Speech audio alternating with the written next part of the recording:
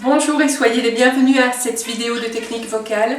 Comme annoncé sur Facebook, il s'agit aujourd'hui exceptionnellement de vous partager 3 exercices de chant que j'ai fait avec une petite fille de 6 ans et demi qui est venue avec sa maman pendant cette semaine, pendant une trentaine de minutes, pour travailler la respiration par le chant suite à des crises d'asthme.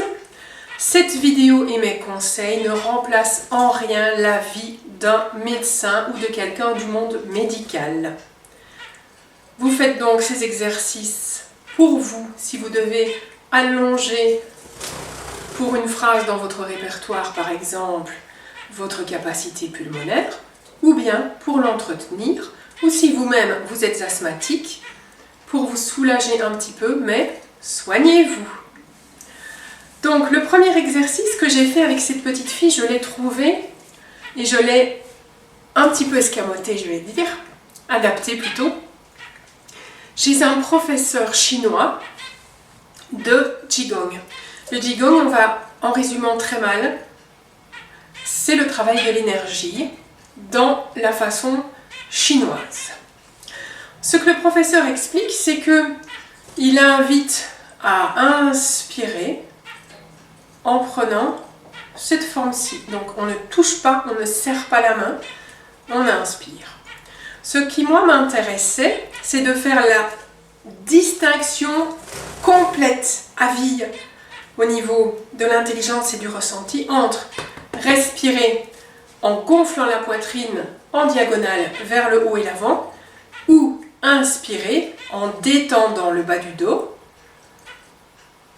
avec le plus d'aisance possible. Si vous êtes chanteur, essayez de ne pas penser à gonfler le ventre. Le ventre se répand quand vous inspirez, pour autant que vous ayez un petit peu de masse. Si vous êtes hyper skinny, hyper maigre, je ne sais pas si ça a lieu, parce que dans mes clients je n'en ai pas et dans mes élèves non plus.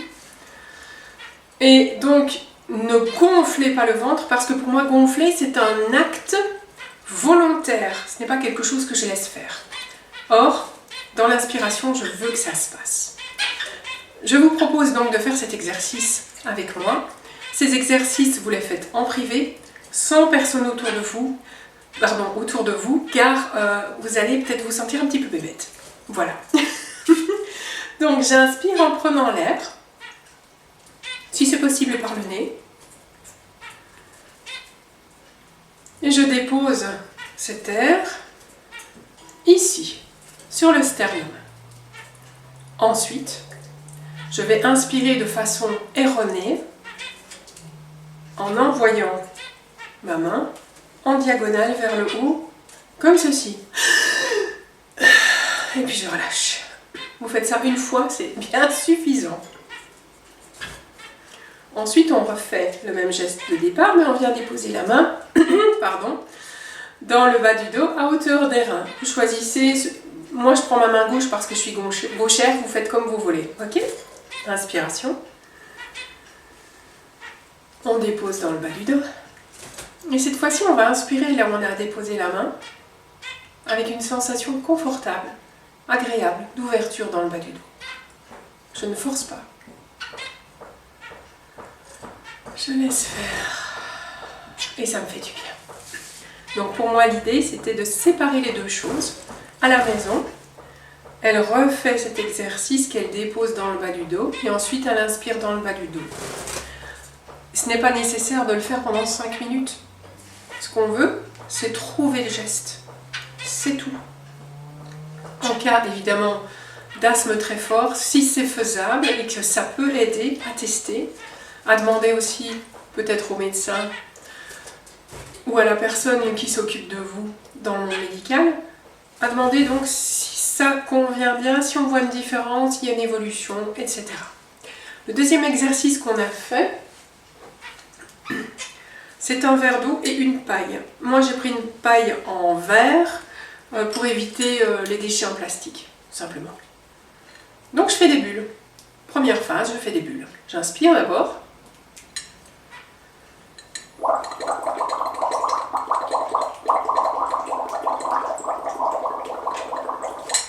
Vous faites des bulles d'une certaine longueur en fonction de votre capacité respiratoire. Il faut qu'il y ait un flux continu de bulles de même taille. Ça, c'est l'idéal. Quand vous en avez assez, vous inspirez, ou quand vous êtes à bout de votre souffle, vous inspirez, vous recommencez 2-3 fois. Puis, on refait la même chose cette fois-ci, avec une phrase de Frère Jacques à la fois, en musant. Autrement dit, ça donne ceci.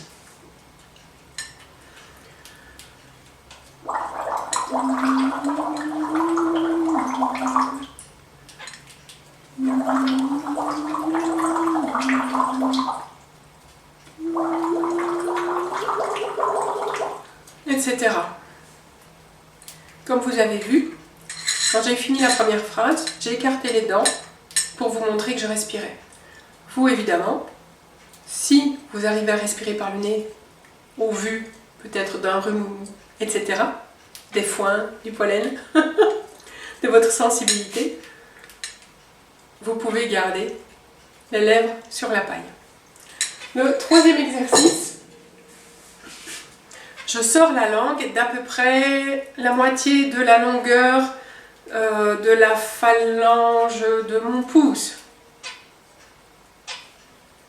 Je vais rechanter sur Frère Jacques, mais cette fois-ci en faisant vibrer ma langue. Et je mets la langue un petit peu soit vers l'avant, soit en diagonale vers le haut.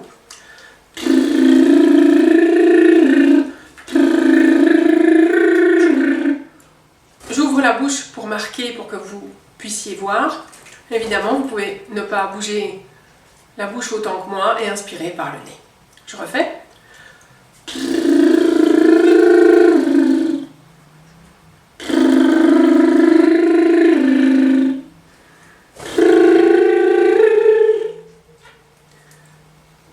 Vous n'êtes pas obligé de faire toute la chanson. Par contre, pour rester en sécurité, faites bien ces exercices assis, de manière à ne pas tomber au cas où vous auriez la tête qui tourne en hyperventilation. Voilà, j'espère que cela a pu vous aider, vous faire réfléchir. Et si dans une phrase vous avez un petit souci de longueur, de gestion du souffle à tenir, vous pouvez faire ces exercices. Ils sont simples, rapides, efficaces, très faciles à réaliser.